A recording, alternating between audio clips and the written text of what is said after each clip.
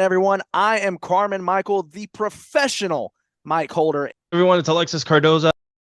What's up, everybody? It's the Wild Rhino Clark Connors from New Japan Pro Wrestling, and I am here getting wild, drinking an 805. Hey, this is Billy Starks. Rip F and Bison. I ran out of booze. I am the fire starter, the Carney Killer. I am born to die, Jake Crest. This is Bobby Olson. This is Anthrax of H2O. My name's Christopher Landon, Anthony Streeter. My name is Frank Minetti. Ladies and gentlemen, it is the Red Air and one half of the PH Boys from Hood Classic Entertainment, representing the Hood Boys, the PH Boys, Purple Haze, Prince Alexander. This is Martin Stone, the original strong style hooligan. And today, you have the privilege of drinking at Moe's. And you know I'm drinking with Mo. And you are drinking at Moe's, where we talk about the pros of pro wrestling in the Midwest while sipping on some brews with blessed beers and wrestling. That's my scene. Death matches and lucha libre. It's also mean. I'm a straight up smart goofball, not no kiss ass. I stand tall when it comes to wrestling. I'm the king. I know every move, every fling. Get ready for a wild time with drinking at Moe's, where we don't quit drinking at Moe's. That's where it's at, like a power bomb. We hit hard, never flat. Fucking right, we're living the dream. Talking about wrestling, know it's a scream.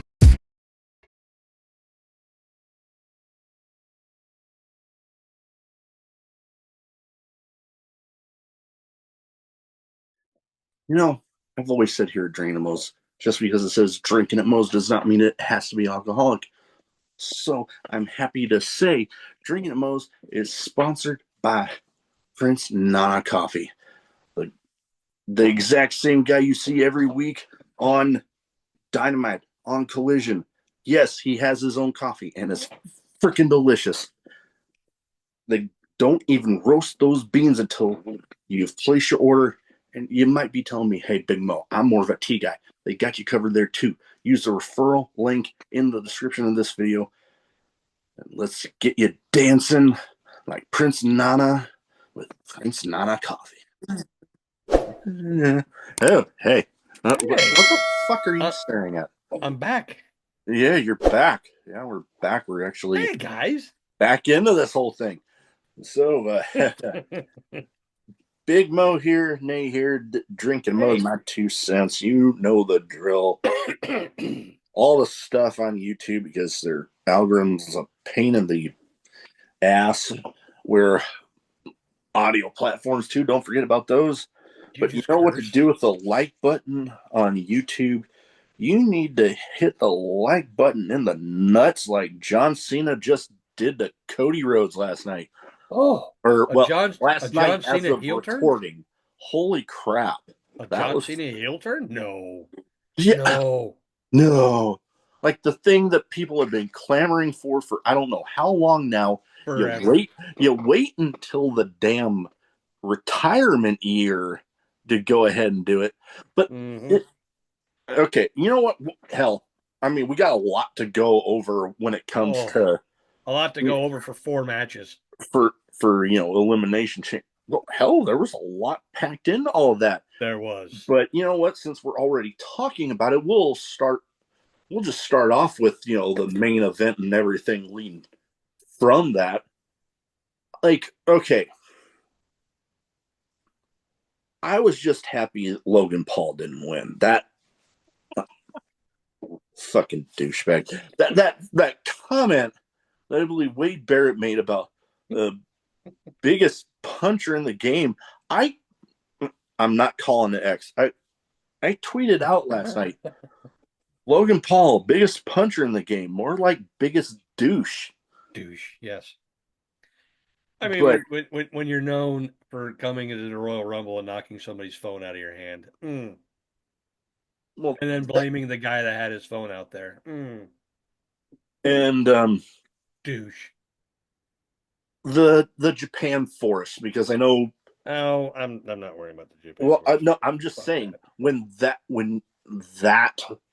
controversy behind that is one thing that started off your, for some reason, stupid popularity. And I say it as Japan Force because, yeah, for YouTube anyways, they don't like you using that one word. So That word? Yeah, that word. Forest? You know what I fucking meant. But yeah, no, Not that dumb. I was just glad that that he didn't win. But the other thing, I was at, my wife, I try to keep her out because she doesn't want to be a part of everything. So that's like, hey, whatever. But she was actually saying, and do you think that they would actually have John Cena in his supposed last ever WrestleMania not have a match? I'm like, no, he's pretty much guaranteed whether he wins this match or not. Mm-hmm. But then it got me thinking, because once it came down to Punk and Cena, I was like, I just had this one feeling because I had heard a theory about, especially after SmackDown with the interaction between Punk and Cody, like they were thinking Cody turns down, but it's Punk that ends up. But then with the way that it ended on the match itself, I'm like, well, that ain't gonna happen. No. So then it got me thinking, Cody Rhodes, he's already got literally everything. Mm-hmm. Everything that he wanted since, before he left WWE the first time. And like, okay, why would he need to be? If he didn't already have the belt, I could have seen it. Mm-hmm. But then it got me thinking, holy shit. And then they get to, The Rock comes out. And I'm like, oh boy, how are we going to go about this one? And then literally once Cody Rhodes, and I literally got this down in my notes, once Cody Rhodes literally told The Rock, go fuck yourself, which I don't know what made, well, okay, so before I go into a tangent there, once he said that, I'm like, I knew something was up, because has WWE done face versus face before? Yes. Yes. But when it comes to Mania, they've done face versus face, Rock versus Austin when Austin became heel. That was face versus face, but it ended face versus heel. So, and I was like, okay. I knew something was up, and then I knew it immediately when, Cody hugged Cena, and before they even zoomed in, you could just see Cena's facials turn. And I'm like, oh shit. And then The Rock did the whole throat slit. I'm like, slash. Oh damn. Mm-hmm. They're actually gonna do it. And yeah, it was just, I don't know. That was something, like one hell of a way to end the damn show.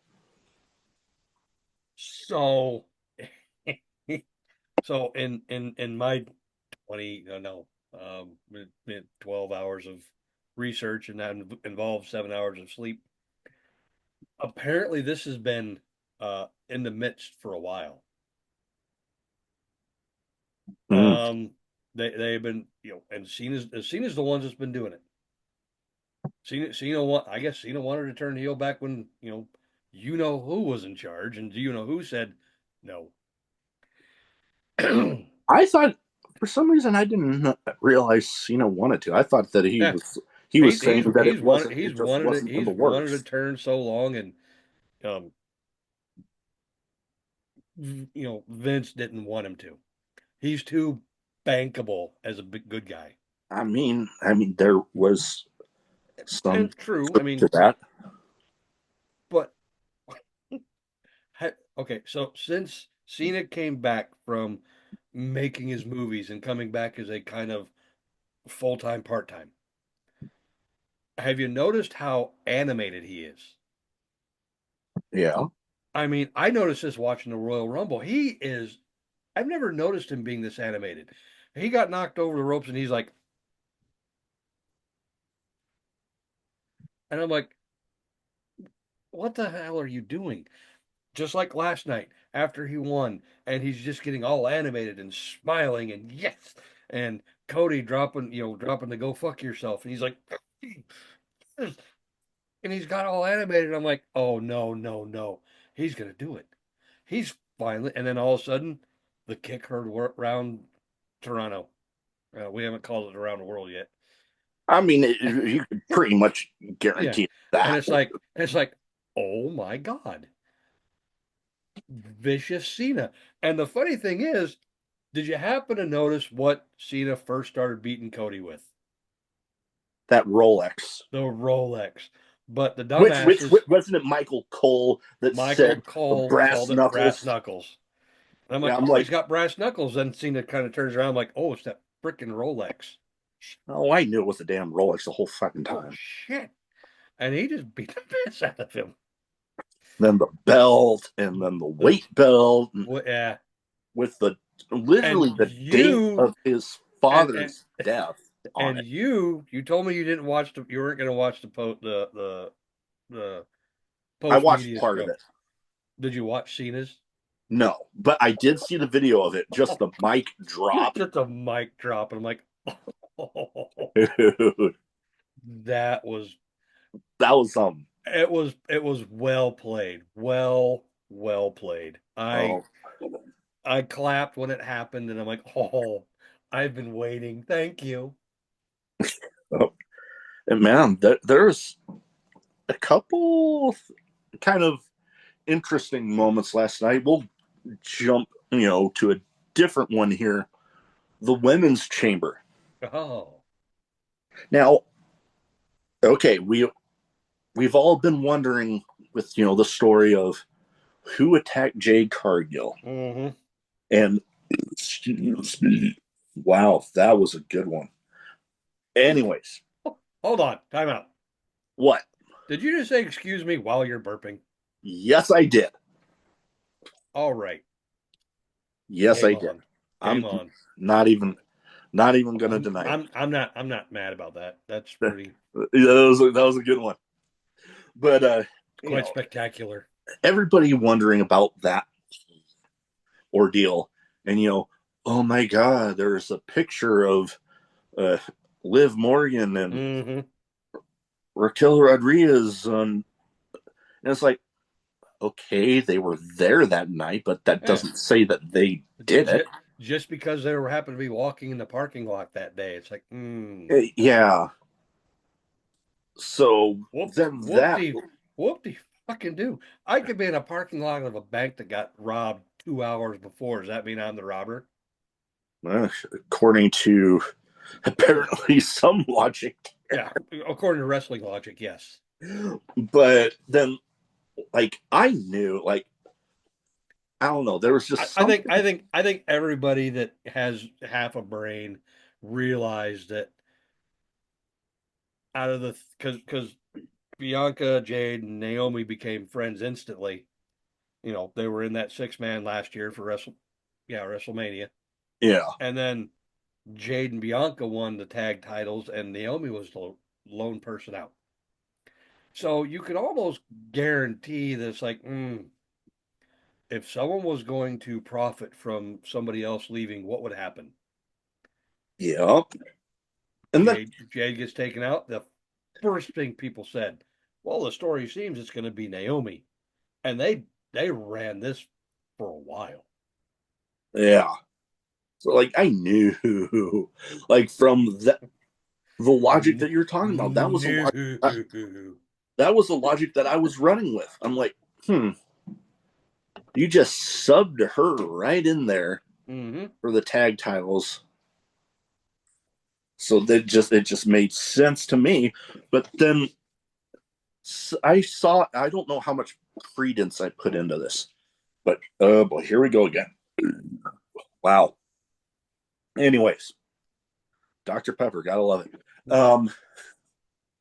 Anyways, so I saw this fan theory that when Jade's music hit, there was footage of Naomi looking back at Bianca. Like, I haven't seen that. Like, what? So there's some fan theory out there about Bianca also being in it. So I don't know how much I put into that. I mean, it would be kind of interesting because, I mean, that was one of the matches people wanted to see when Jade first came in. It would be a good way to lead into it. So, I don't know. I guess we'll see. So, we're talking fan theories. So, my original thought, and I've been wanting to talk about this for a while. My first thought when the field was set, you look at it, Liv Morgan, Bianca Belair, Naomi, Alexa Bliss, Bailey, and Roxanne Perez. You look at that field and you go, who's got something that can move forward to WrestleMania? Right? You got Bailey and Roxanne. They could possibly go on to WrestleMania, or you could just finish this up within, 2 weeks and then, have them go their separate ways. Who knows? Then you got, Liv Morgan with Raquel Rodriguez. I want to call her Gonzalez. You're good, Gonzalez. You're about to say it. And you guaranteed, I was thinking maybe you have Jade come back at WrestleMania. So you take Liv and Raquel defending the titles against Naomi and Bianca at WrestleMania. Jade comes back and keeps them from winning. There's that. And the last person standing is Alexa Bliss. She's got nothing. And how cool would it be, Alexa Bliss versus Rhea Ripley? You've got the kind of supernatural thing going. The kind of, and that was mine when I was the first kind of coming punk, up with it. The punk-ish vibe between the two there. That would have been interesting. But I guess now it leads me to think, if this whole thing with, Bianca possibly being in on all of it. I've heard that one too. So it leads me to think Jade gets as much as I don't want to see Rhea lose at Mania, this is where I'm thinking here. And, obviously don't take this as like, oh, this is going to happen. But I'd find it interesting. Write that down. I find it interesting if, let's say Bianca does win. The whole story leading up to Mania is what happened with, Jade Cargill and why did she attack Naomi? Nobody, we go this whole time, there's that tension there. And then not Jade, but Bianca wins at Mania. And then, boom, there goes Jade. That whole thing blows up. Oh, yeah. And it could almost be one of those things where, so going forward, you have Bianca, whoever's the champion after tomorrow as of this recording. Yeah. Because Rhea still has to take on Io Sky, who, to me, is just acting like that one person that just shows up out of nowhere to ruin a surprise. She showed, Rhea showed up to confront Bianca. Next thing you know, here comes Io Sky, just like, bitch, remember me? I love Every that. time Rhea's there to talk about something moving forward from Io Sky, there's Io Sky going, what the fuck, dude? It was just, I have to laugh at it every time. It's just wow.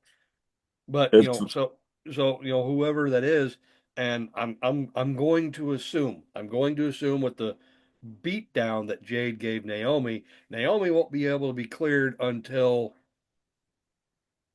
WrestleMania.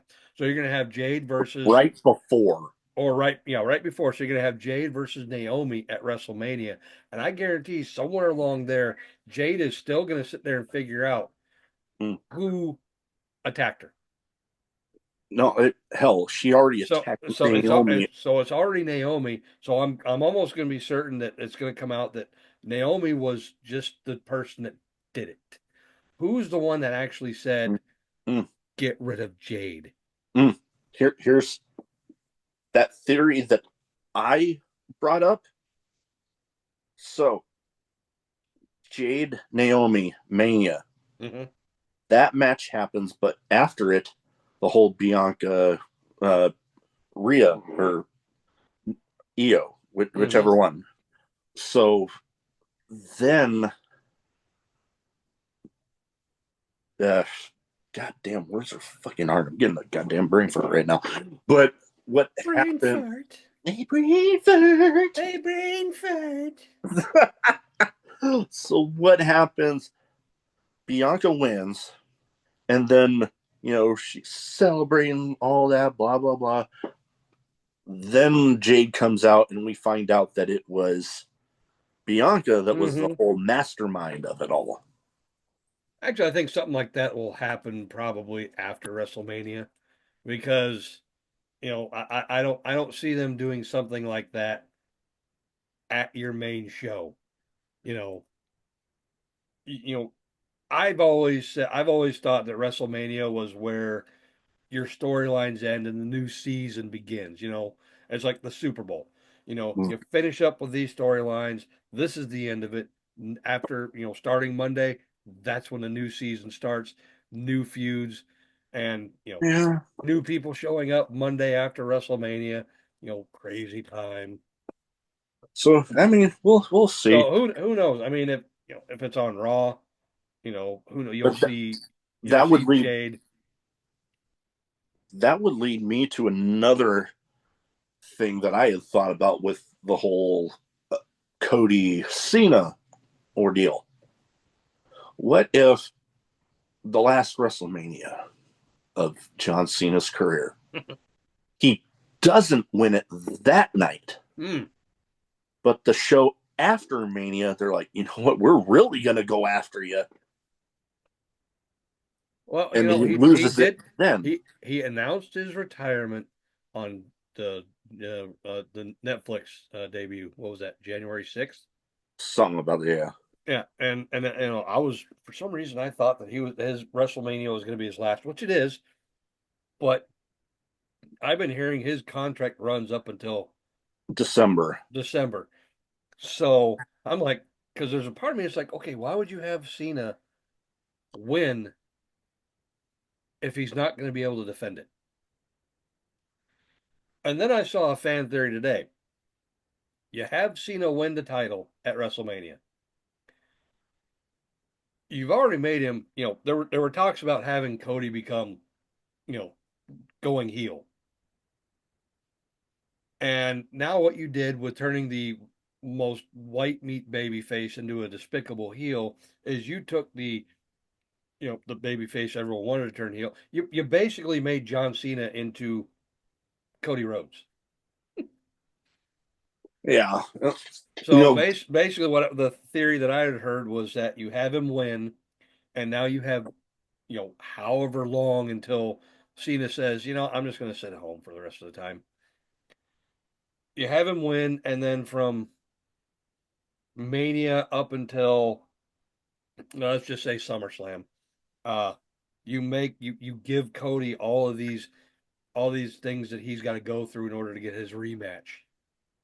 And then at SummerSlam, Cena drops the title back to Cody.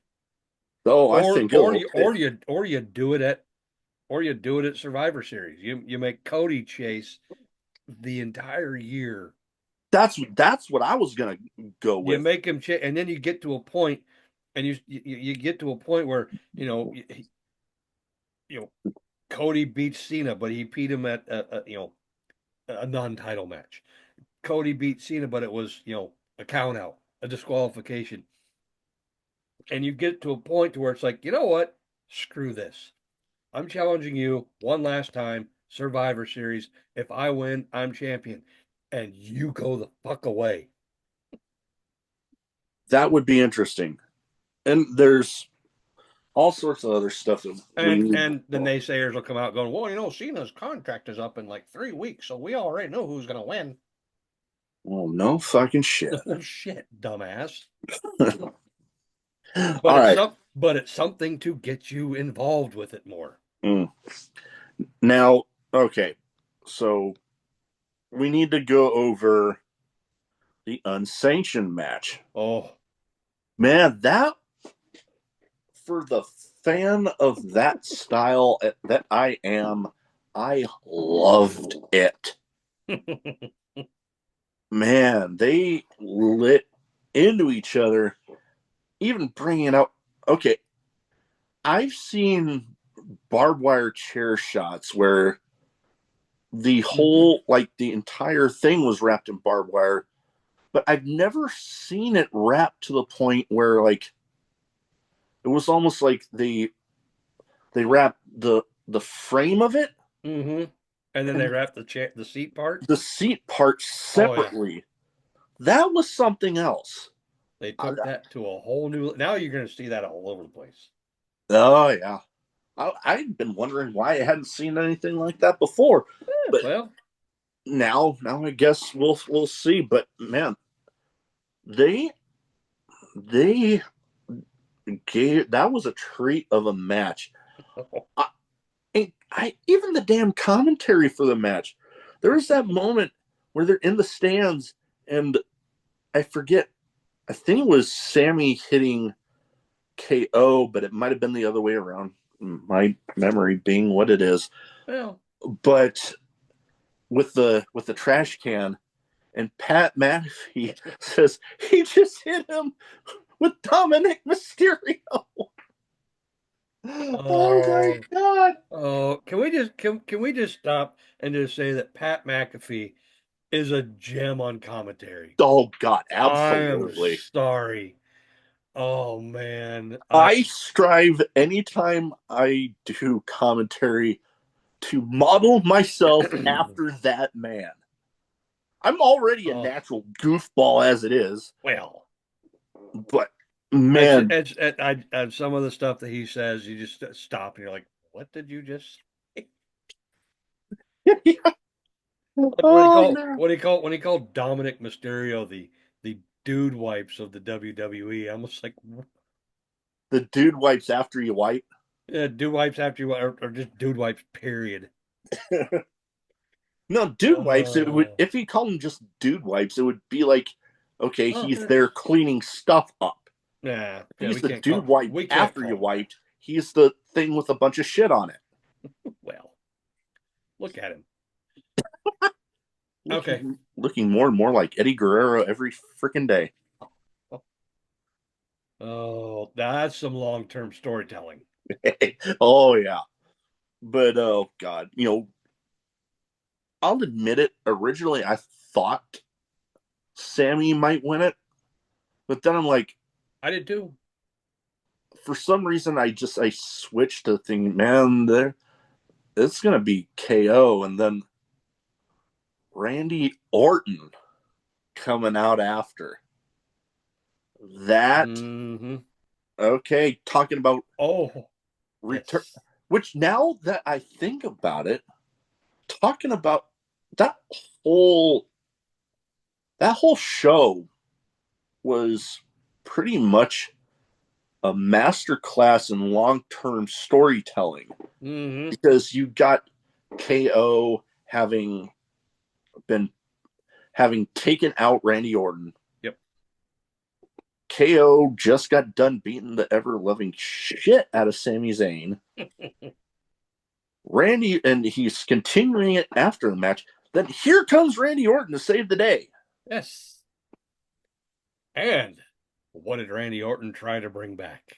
The punt. But then they came in and robbed us, those bastards. Yeah. Ricks. Yeah. Oh, well, everyone got RKOs all the way around, so. Oh, yeah, that I did. And then the best part was when he went to shake the guy's hand. He's like, no, I'm good. I'm good. Boom. Yeah, that was awesome. And then, again, the storytelling with the whole Jade Naomi. And then, oh, God. Circling back to the main event again with the whole...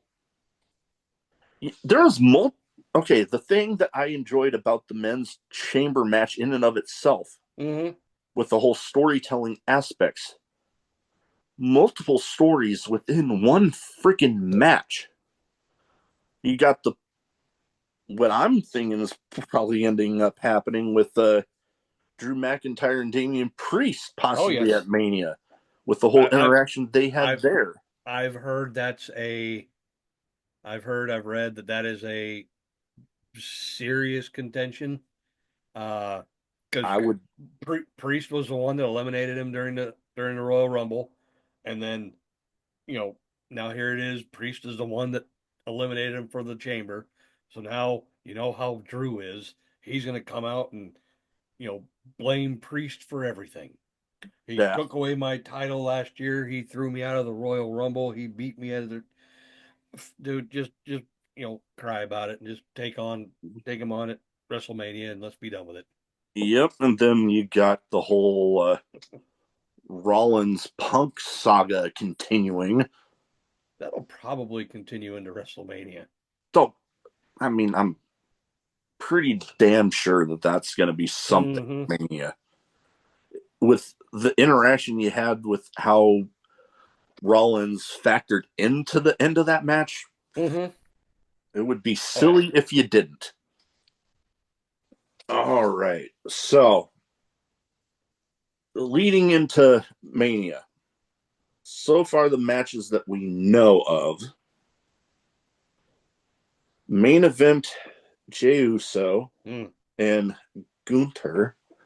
I'm trying to pronounce Gunther. Ring General. I don't even know if I said that right, but that one might be a bit of a sleeper match. Oh yeah, because you see, all the footage of his many relatives watching his win at the Royal Rumble.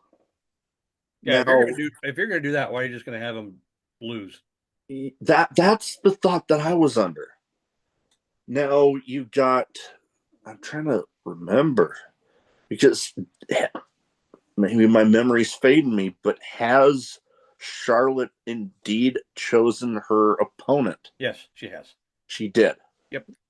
Okay, because I was wondering. She's going after Tiffy. Tiffy. Which apparently just turned Tiffy into a white hot babyface. Which she already turned babyface when she turned on Nia Jax. There were still some people out there like, oh no, she. But I got nothing against Charlotte, but I am hoping like hell that Tiffy wins. I am too. Like I said, nothing against Charlotte. Now we got a little bit to wait until we figure out the other women's title, the main title. So we'll see. I mean, we've brought up theories, stuff that we think might happen, our 2 cents, if you will. So now we also have Cody Rhodes, John Cena. Now, that match, I can guarantee after Elimination Chamber is already going to be one of those matches that just grabs the attention of just about every freaking media outlet there is. Like, this one is going to be huge. So I'm definitely looking forward to seeing how this turns out. Oh yeah, I am too. I mean, in all honesty, if they have, I would honestly more go under my thought of they don't have him win that night, but then Rock and Cena, the two evil Hollywood guys, just make it their mission that night. That hell, it could happen Raw after Mania, but I'm with Cody being SmackDown. Or they could do some convoluted thing like they did last year. That too at the show. So I mean, it might be one of those things where The Rock turns around and says, "Okay, guess what? This main event will be held under Bloodline rules." That, or one of those, back in the day where they would have somebody out there, the authority figure would be at ringside, and they'd just be changing the rules on the fly. Like, oh, you thought he won, but oh no, the rules are this. Or they go outside and they start brawling outside, and then the authority figure goes up to the timekeeper. This match is now anything goes. Pinfalls count anywhere. I can see something like that happening, to be quite honest. And every time they make a change, it's the white hot baby face is the one that winds up getting the upper hand, and they're like, they got to figure out something else. Yeah, I can. That reminds me of one of the pay-per-views when it was Stone Cold Mankind. I think it was Stone Cold Mankind, where Vince would go, "It's no disqualification. This match right after Mankind got blasted Stone Cold with a chair. It's no disqualification." And it's like, oh, well, this match is now no disqualification. And then they spill outside. This match is now pinfalls count anywhere. And it's like, oh, well, yeah. They can just do that all the time. And plus, it's The Rock, he likes to curse. Yeah. I mean, hell, I guess at least ring the fucking bell. Hell, at least on pay-per-views, I guess they can cuss now because hell, we just had the Cody dropping the F-bomb, and then Michael Cole literally saying, "What's with this shit?" Saying that, I'm like, holy crap! I guess. Oh man. I guess at least as far as PLEs go, that they're actually able to say that stuff now. Apparently, they're on Netflix. And how many times have they cursed? I think Rock dropped a shit bomb once, and that was it. Yeah. So who the hell knows? All right. So we also have, I mean, as of this recording, it will happen a few days after this airs, but AEW Revolution. Oh. I'm an AEW fan. I'm a pro wrestling fan, but I like AEW. I like some of the stuff they got going on, but to be quite honest, after Elimination Chamber, some of the stuff that I initially was kind of excited about for Revolution is kind of like, like the whole thing with Adam Copeland and John Moxley for the AEW title. I am excited about that match, but I refuse to say Cope. I refuse to call him Cope because that is just, I mean, people gave WWE shit about like shortening people's names, and that just like goes right in that same boat. I'm like, why?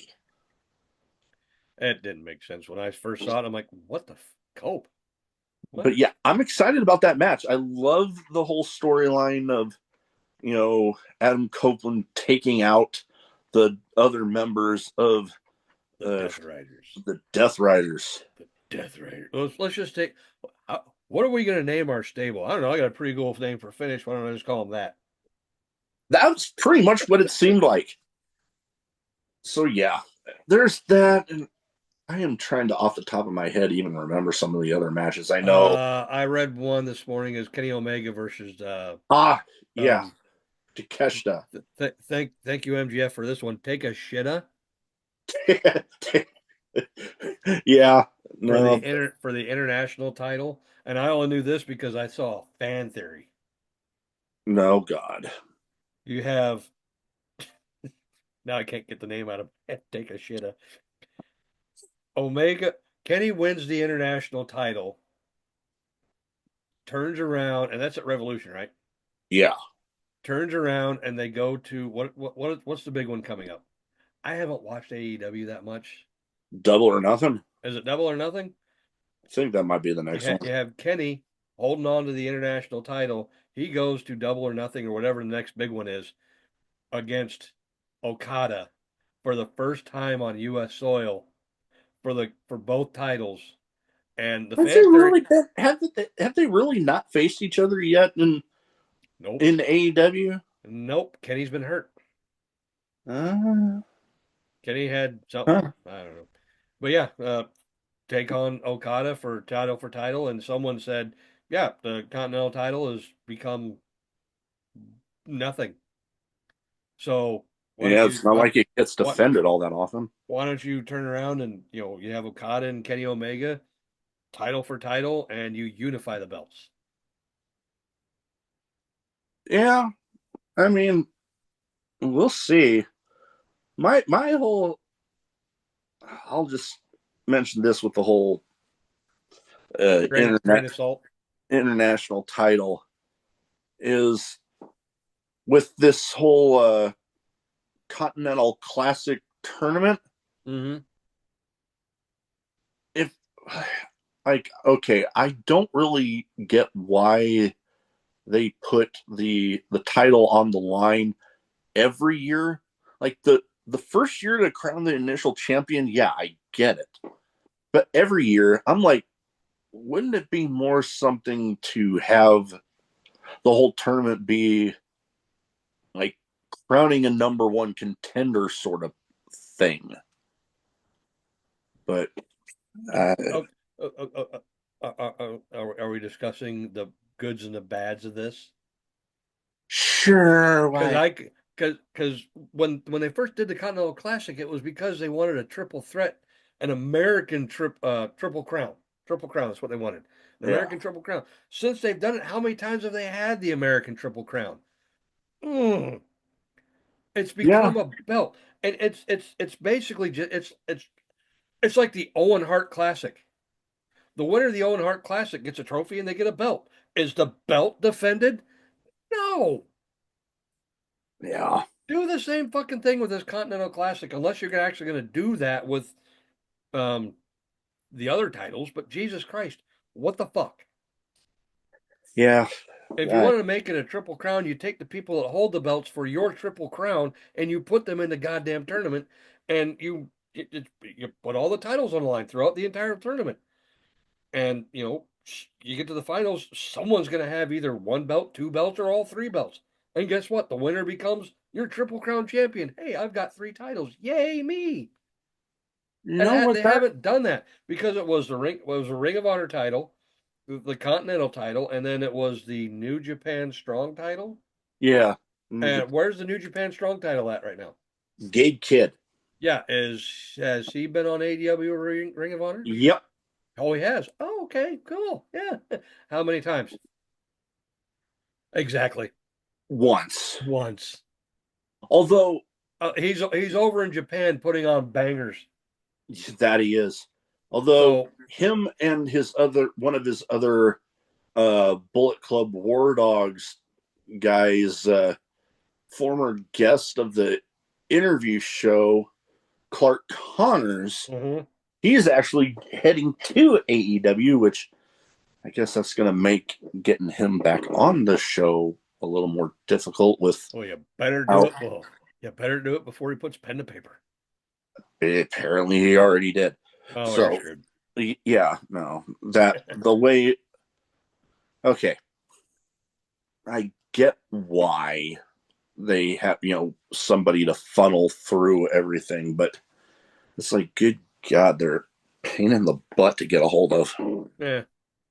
But yeah, no, I don't know. I am excited though about March believe 19th. Can you? You know what? I'm gonna check. I'm gonna check here because for some reason I am.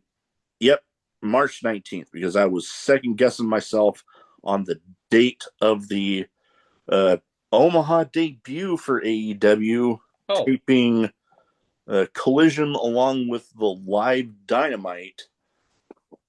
I'm excited about being there. I mean, third row, right by the entrance, literally one seat away from the entrance. That I'm excited. I am so excited about that. But we do have to wait through Evolution, and I am excited. They got Mercedes Moné defending the TBS title against I would try to say her name, but my ability to pronounce a lot of Japanese names, no offense to anybody from Japan, but my ability to pronounce some of those names is not good. I've tried. I mean, hell, we already talked about I could actually pronounce Takeshita, but the whole Takeshita, Takeshita, that, okay, I got a laugh out of that, but it's just like, okay. All right. Now on to some independent stuff. I'm sorry. I mean, it's been good.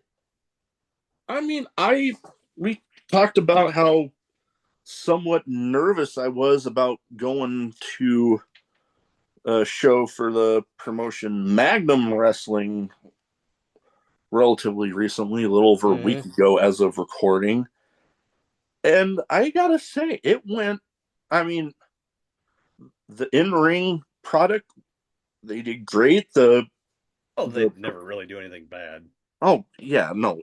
In-ring product has always been some of the best. The production value, at least, okay, I said that in the Midwest, I would put probably Revolver ahead of them.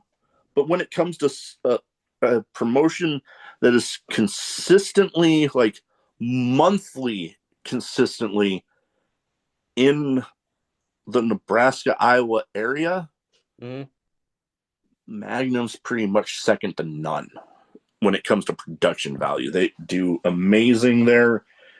But yeah, you know, I was under the impression that there were certain people there that weren't too thrilled with us, but you know, I went there and I was pleasantly surprised. I had nothing but great interactions. Had a couple of people caught me off guard by coming up to me without me going up to them and, you know, shaking my hand saying it was good to see me again. So it was like, all right. Now the question is, so there's no hard feelings towards you, but what about me? I've shit on a lot of those guys. I think the thing is, I'm not worried about it. I mean, yeah, no, I don't think there's a whole lot of ill will from most. I can't say for everybody because I haven't literally talked to some, but I mean, in all honesty, I don't hold no ill will towards any of them. No. The great interactions I had, I literally recently got to talk with somebody from there that I haven't talked to in a really long time. And it was like, oh, okay. Well, alrighty then. But some moments from that show, you know, we've talked about, we were talking about it before we started recording, the tag team Royal Flava there that night challenging for the Magnum tag team titles against the Crucible, the tag team champions. Man, they gave those guys a run for their money. That was something. And then somewhat of a scary moment towards the end where Jameson McGregor was like attempting a moonsault and basically landed on the back of his neck, and that it looked brutal. But for those not in the Omaha area that don't know that guy, I think the muscular nature of that guy's neck saved his ass. Because there a lot of people out there, they landed on their neck like that. Yeah. They would have been carting them out to an ambulance. But that guy walked away from it. And you know, it kind of boils down to the whole, you know, kind of like a freak accident type thing. Yeah, that was definitely what that was. You know, you sit there and you say, you know, they're carting the guy off. The barbed wire death match, that show that I went to a couple months, a couple weeks, months, whatever it is ago. There was a spot in I'm going to call it tag team turmoil, because that's basically what it was.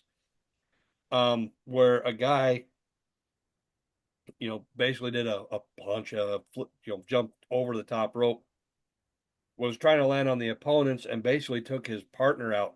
And from the angle of the camera, you can see double knees straight to the guy's shoulder blades. It didn't look that bad, but they wound up having to cart his ass out of there. But yeah, stuff like that happens in the ring. But I gotta say that, I mean, that's another example. But going back to Magnum, I gotta say, that whole night was definitely much needed, like on a personal level for me. Because not only, you know, stuff that I won't go into on camera, because I mean, you and I have talked about some of the stuff going on right now, even that has developed after all of that. And, you know, to have, you know, I had kind of just brushed it off after a while, but to hear that it's basically a non-issue is just like, okay, like to the point with, you know, I might even be going to this next one. Because the huge match between Joey Anderson and Donnie Pepper Cricket. Oh, you mean the return of Joey Anderson? Yeah. That one's going to be something. That is going to be something. But yeah, I'm excited. And then that same weekend, my friends over at H2O Wrestling had their show Control, and there were some crazy moments with that show, including I think two of my buddies in the tag team Peace, Love, and Death match went up. Name. Oh yeah, love the damn name, and going up against two ladies that I will, from in large part TWE in Chattanooga, Tennessee. There was a spot there with the table where they attempted to, you know, the standard, you know, jump onto somebody that's on a table breaks. Table didn't break. So they ended up just pinning the girl on top of the table. And then my buddy Alex Stretch, one of the members of Peace, Love, and Deathmatch, did something reminiscent of the old Sabu, and literally after the match went up to the top rope and jumped through the table himself. Did it break? It did. Okay. But that was something. You sitting there, you talk about that, and the first thing that popped in my head, if anyone has ever watched Botchamania, You know, they always show someone trying to do a table spot that doesn't break, and then all of a sudden you hear the da-da-da, I am the table. That's the first thing. That's the first thing that popped into my head. Oh yeah, and there are some other great matches like H2O. That H2O and I mentioned TW. Those are two places that are literally on my bucket list to just go to a show at their arenas. Mm-hmm. So we'll see. I wouldn't mind making that happen. But the other match that we kind of talked about the last time we recorded for My 2 Cents, the lemon juice salt home run derby death match between Brax and Matt Tremont. Let me tell you, that was every bit the craziness that I thought it was going to be. Mm. And it was fun to watch. Hell, they even brought in hot sauce. And people would think, hot sauce? How that in a match? Just imagine the acidity and everything from the peppers going into hot sauce, and then you're cut up and bloody, and that getting poured onto you in your cuts. Burn like a motherfucker.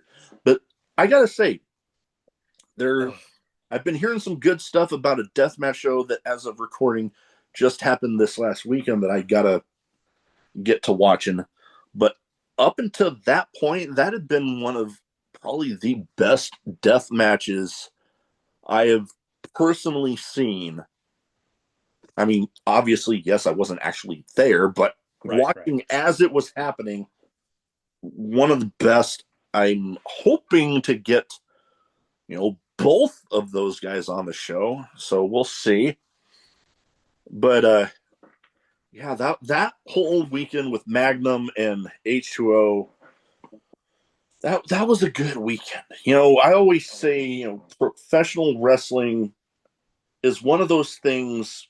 Like, a friend of mine had posted a meme that said that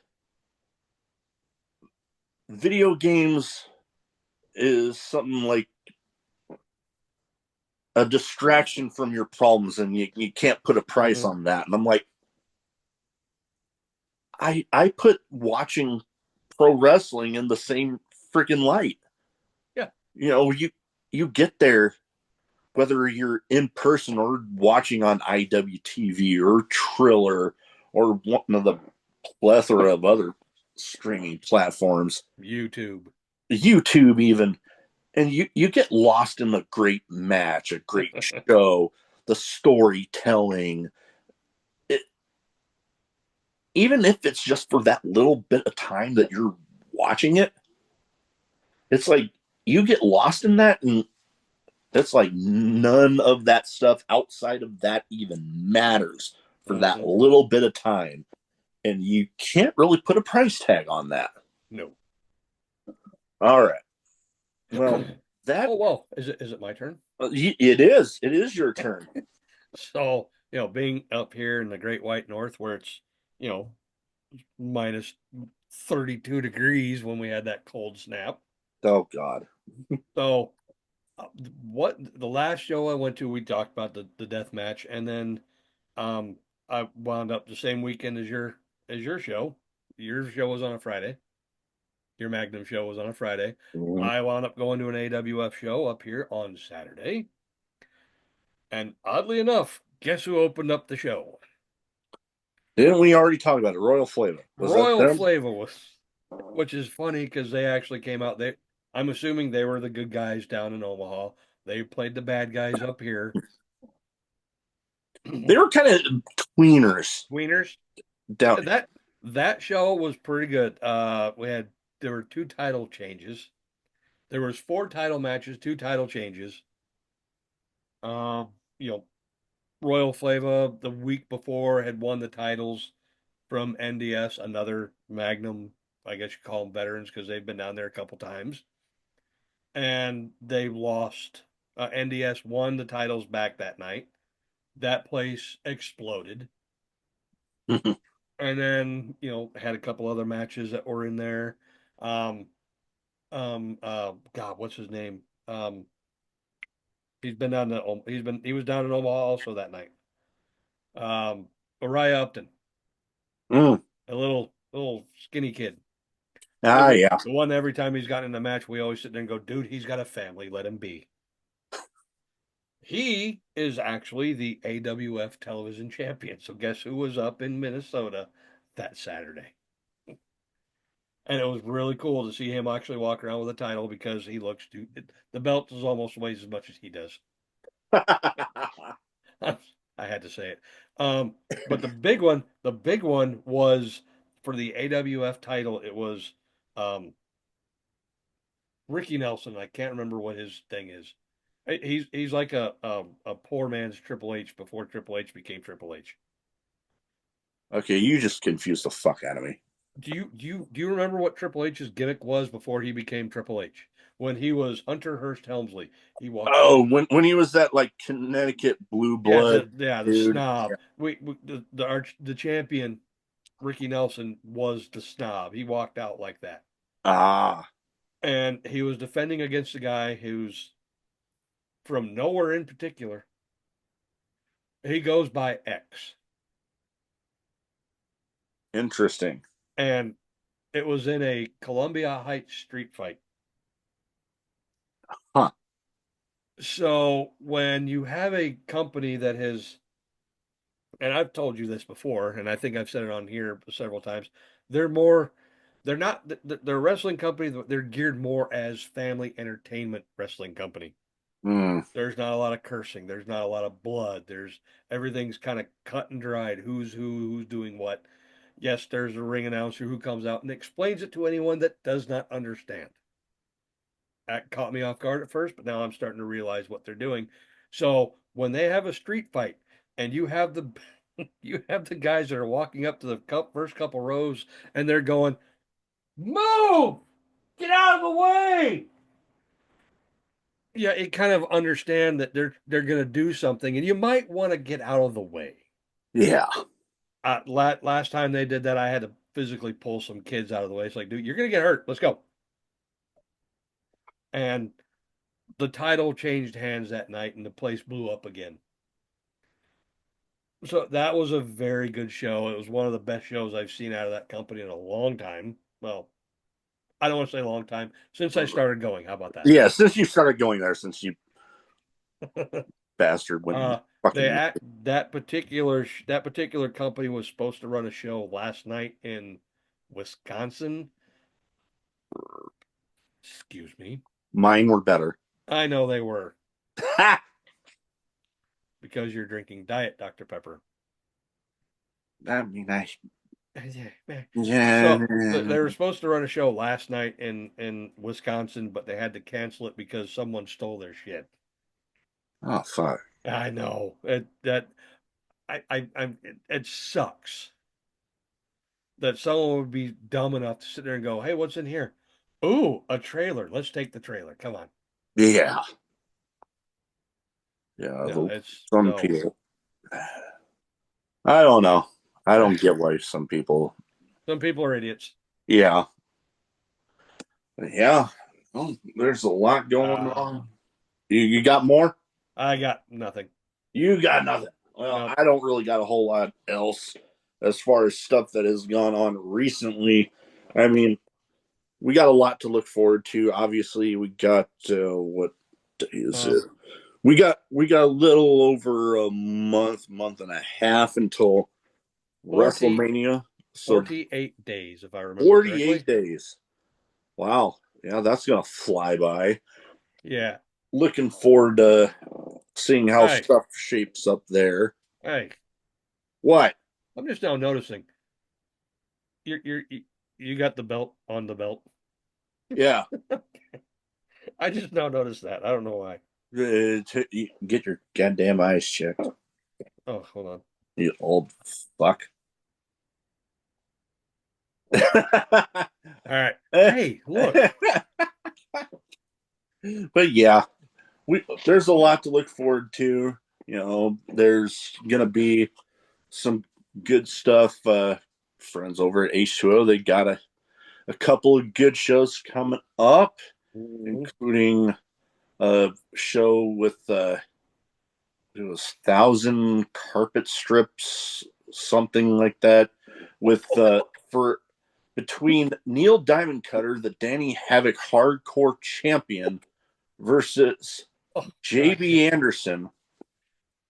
That's going to be something. Is he a distant cousin to Arn Anderson? No, I wish. Yeah. That would be something. Who comes up with the names of some of these matches? When it comes to death matches, they get pretty damn crazy, don't they? It's like they just come up with it's like they just decide to throw shit up on the wall and see what sticks. Hey, let's take some of the those little boards that they use for carpet. What would happen if we put those in the ring and slam people on them? What would happen? No. Okay. What if we slam somebody on concrete? No. Okay. They've done that there too, where they take a section of the mat and it's just cinder blocks. That was nuts. That was actually Matt Tremont versus Schlack, which that was insane. HO, like you said, they got a couple of shows coming up. Magnum, they've got a show coming up. Their big show coming up. Their big show weekend at Strife's. Volume 3. Volume 3. This might be my second one out of the three. And if I remember, I said on this very show they should make Weekend at Strife's their WrestleMania. Which it's looking like that. And it's looking like that's what they're doing. And that, which I'm very proud of that. Yes, that they've been doing. I'm not taking credit for it. No, I'm not. I'm just saying that's what you guys should do. No, it's a pretty cool thing that they're doing there. Paying homage to the guy that founded the promotion. Yes. And God rest his soul. The show is shaping up to so far seem pretty cool. I don't know if there's been too much as far as the card announced just yet, other than I saw something this morning. They made it official for Fowler Red Wing. Fowler Red Wing, which is going back to, even before they faced off many times, but it's kind of going back to the first weekend at Strife's main event between the two of them. So this one's going to be interesting. It threw me off guard because that same night, you know what, now that I am remembering, that same night, it's going to be Kit Sackett and Red Wing going up against the Crucible for the tag titles. So, hell, Big Man Red Wing might end up being Red Wing 2 belts by the end of the night. Red Wing 2 belts. Which that guy, man, his arms are about as big as my fucking thighs. Well, that when he's not wrestling, he's powerlifting. And when he's not powerlifting, he's a farmer. So yeah, that guy's arms are freaking massive. Yeah. And then I believe that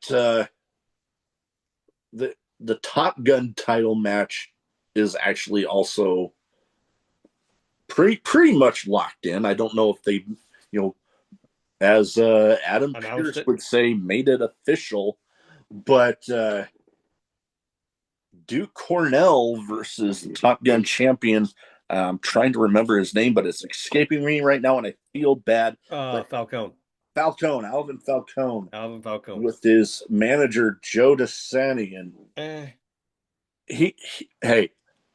you got to say, when it comes to playing that despicable heel manager, that guy knows what the fuck he's doing. Yeah, he knows what he's doing. But yeah, playing the asshole manager. Yep, he does a good job of it. But Weekend at Strife's shaping up to be so far pretty damn epic. Then obviously we mentioned WrestleMania. We got, not to compare WrestleMania and Revolution, but we got Revolution 2. We got to announce that. But there's a lot of great stuff going on in the world of wrestling.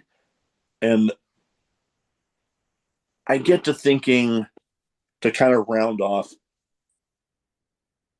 I've seen it again lately with the announcements, which for the Omaha AEW tapings, they're actually doing a lot better with local advertising this time. But there's it goes along with what we said in the last episode, where it's like they're picking smaller venues. Yeah. But the whole thing is there's still people making comments about, oh, I'll just wait for Raw on. It's like, okay, fine, do that. But why do you? So my whole thing, support wrestling, which in whatever form it is that you enjoy, and just let people enjoy whatever other form of wrestling that they want to enjoy. If they enjoy the same thing as you, cool. If there are people like me that it's like, put wrestling on in front of me and I'll watch it, awesome. But there's no need to just be a complete jackass there. It's like, you say it like that. I was perusing YouTube the other day and I came across Memphis Wrestling. They did a Royal Rumble style match, and they said something about Buff Bagwell, and I had heard Buff Bagwell is still older, but he's still kind of. And I was like, all right, he's cool. getting out there little bits. I started watching this thing. I'm like, okay, these, yeah. And then here comes Buff. It wasn't even in the match. As a matter of fact, he walked out with somebody who was actually outside, out in the crowd, if you want to say. If you've ever watched Memphis Wrestling, they got they got the announce desk, and then they got two entrances for the heels and the baby faces to come out. And he came out with the white hot baby, or the white meat baby face, and he stood there. And I think he may have called commentary for 5 minutes before his dude got chucked. And I'm like, you know what? I've already invested about 20 minutes in this thing. I might as well watch the last 5. Yeah. Yeah. There's lots of stuff out there to enjoy. There's lots of streaming platforms out there. So find what you enjoy. Let people enjoy the stuff they want to enjoy. And just don't be jackasses to each other. Shut your damn pie holes. We don't like the toxic people. You watch WWE, I watch AEW. Oh, AEW is just nothing but old WWE guys. Fuck off. Basically. And I just pie hole. Anyways. To end the show, I just gonna say a bit of advice. Oh, advice. Never hold in a fart. The gas goes up to your brain, and that's where shitty ideas come from. That's all I gotta say. Let's fucking go. God, hit the fucking button. I'm trying to hit the fucking button. Fuck.